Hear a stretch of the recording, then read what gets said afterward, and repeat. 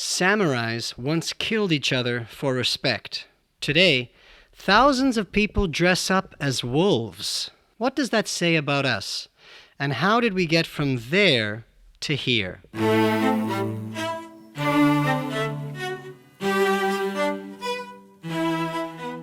Let's talk about the two cultures behind those extremes: honor culture and furry culture. Honor culture is a system where your worth depends entirely on your reputation. Furry culture is a modern subculture where people construct identities on anthropomorphic animals. At first glance, they couldn't be more different.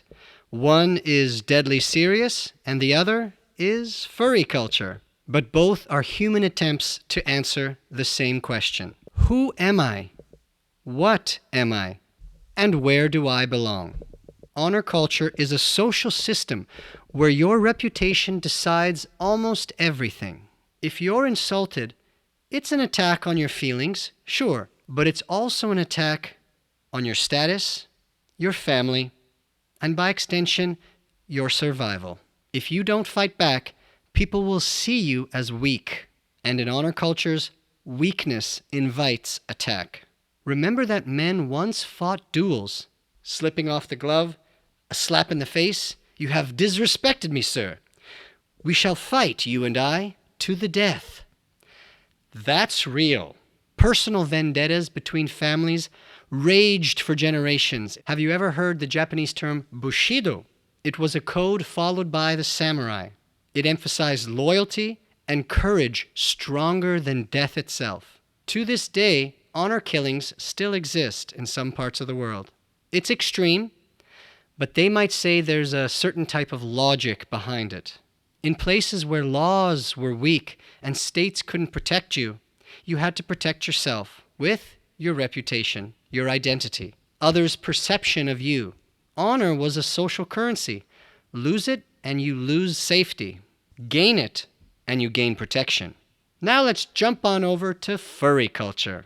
Furry culture is modern and very different. Furry culture is built around animals with human traits like walking, talking, dressing, and everything else. From this idea, we get Fursona, Fursona. A fursona is your animal alter ego. Fox, wolf, dragon, raccoon, with its own backstory, artwork, and even costume. Some people just enjoy the art and the roleplay, while others go all in, spending thousands on fursuits, gathering at conventions with tens of thousands of other furries. On the surface, some people might find it silly, but beneath it, fur culture is about creativity, freedom, and chosen identity. It's a community for people that may or may not feel like outsiders everywhere else. Furry culture is about belonging, and belonging is essential for humans to thrive, survive, be happy, and fulfilled. So let's compare honor culture and furry culture. Just kidding. Let's merge the two and see what happens. What would an honor culture of furries look like? The code of the furry, with rules about paw grooming and maintenance. Once you chose a fursona, you'd never be allowed to change it. Dishonor would mean public unmasking, tearing off your fursuit and destroying it, along with your identity. There'd be duels with sharpened claws and puffed tails. But now we can start to see the comparisons. It's the same human pattern: identity, belonging, reputation, rules. What can we learn from these two cultures?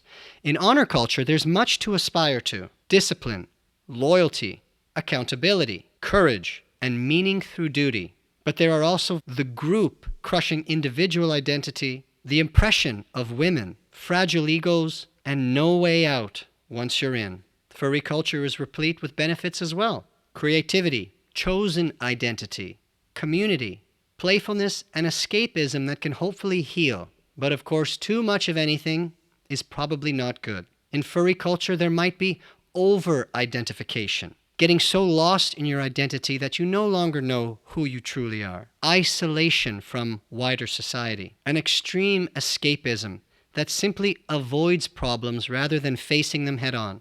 Tribal echo chambers, and forgetting that a mask is still just a mask. So why did these cultures ever exist at all? Honor culture came from desperation for safety and order. It gave people a way to control rage, betrayal, and pride when nothing else could. Furry culture comes from a place of whimsy and a desire to create a new identity in which you can truly belong. It probably gives people a way to escape a world that feels alienating and disconnected. But at their heart, both are proof that humans need tribes. We all need each other. They say that grief must be heard for you to overcome it.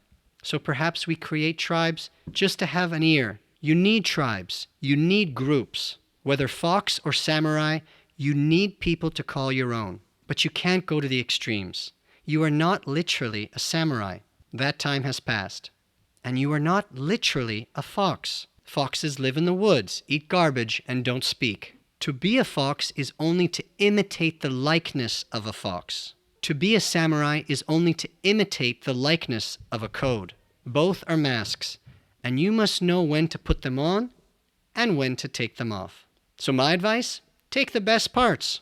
From the samurai, discipline, courage, honor. From the furries, creativity, play, and a chosen family with shared values. Just remember, you are human above all. Humanity must be grounded in reality, although open to fantasy.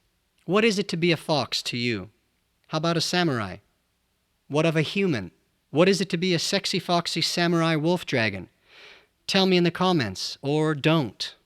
All right, builders, see you every Sunday. And remember that growth equals code plus costume, without forgetting the human underneath. Brick by brick, we'll get there. Valeu!